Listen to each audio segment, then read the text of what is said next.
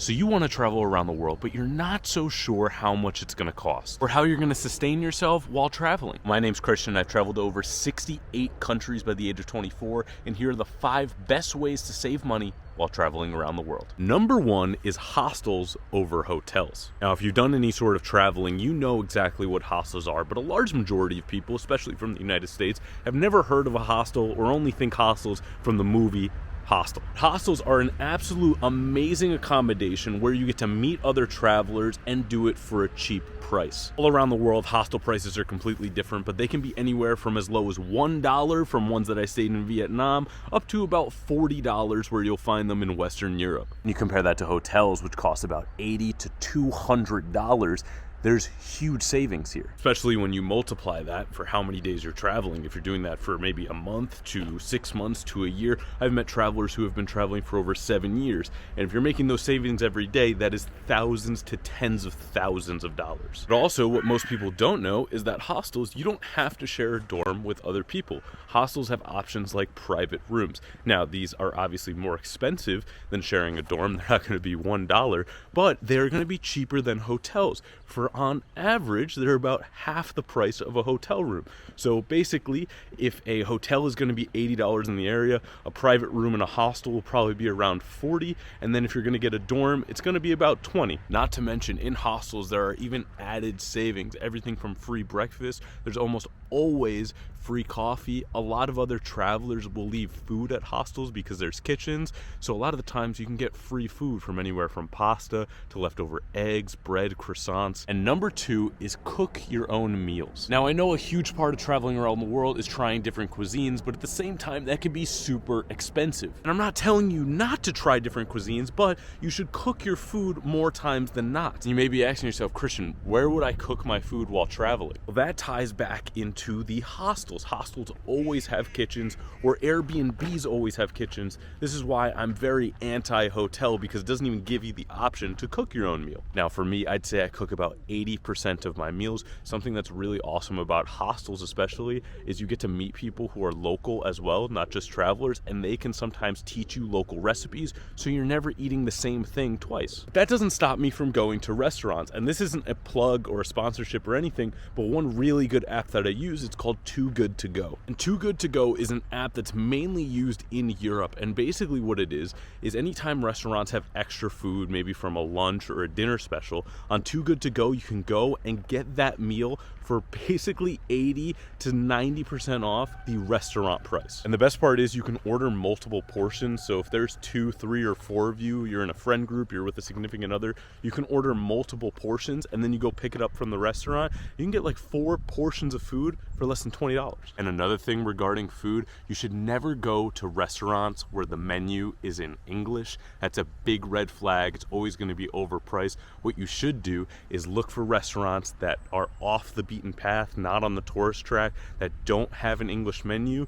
Download on Google Translate the menu or the language of whatever country you're in, and it translates it into English, and it's going to be cheaper. Number 3 might sound a bit crazy, but it's traveling with your own coffee. Now, instantly, this is going to get pushed back because people are going to be like, how much money does that actually save you traveling with your own coffee?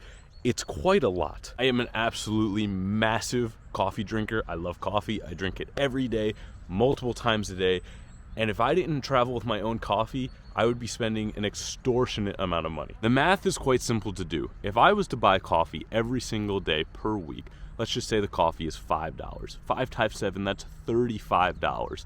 Then we times that by 4, that's $140 per month that I'm spending on coffee. But if you travel with your own coffee grounds, or if you travel with instant coffee, you drop that down to about $20 to $30 per month, saving you over $100. Don't get me wrong, I still go to cafes once or twice per week. I do it as something like a special treat, while the majority of my week, I make my own coffee. And with that savings of $100, you can splurge on yourself. Maybe you want to go to a spa, maybe you want to do an amusement park, maybe you want to get a nice hotel room.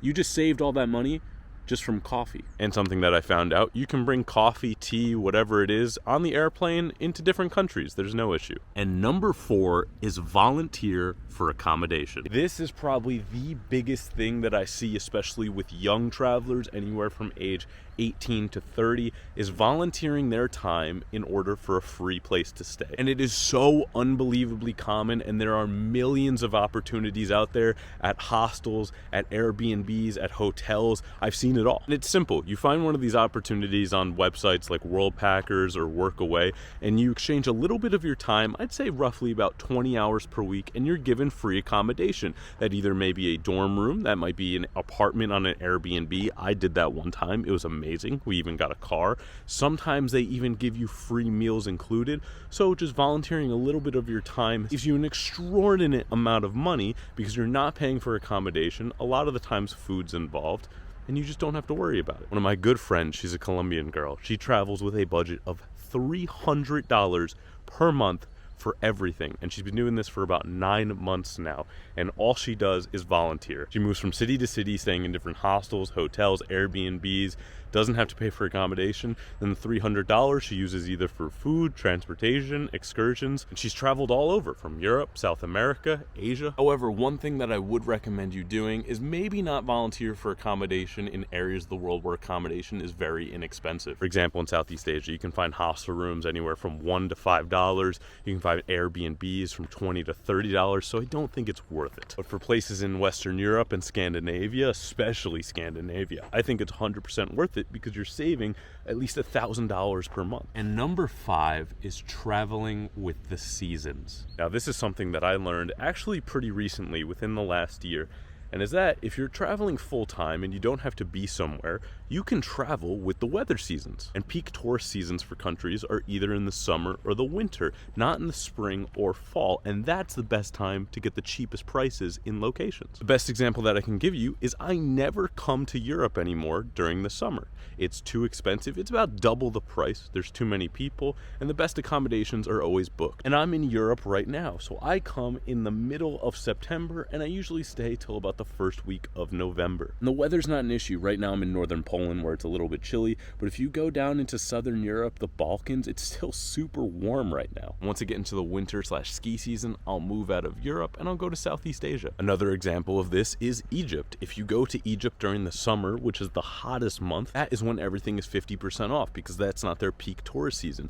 Egypt has the peak tourist season going into the winter because then the temperatures are much more manageable. People can go outside, they can see all the temples and all the sights. I went there in the middle of the summer, and yes, it was incredibly hot, but every single tourist attraction was 50% off, as well as accommodations were so much lower in price than they normally are. Well, travelers, that is the 5 best ways to save money while traveling. I hope this video will help you either plan your trip, start your trip, or maybe extend your trip. I want to thank all the Patreon, Facebook, and Instagram subscribers for making this travel around the world possible. If you want to join one of those exclusive programs, all the links will be down below. It's a great way to help support this travel around the world and even pick some of the countries we're going to go to next.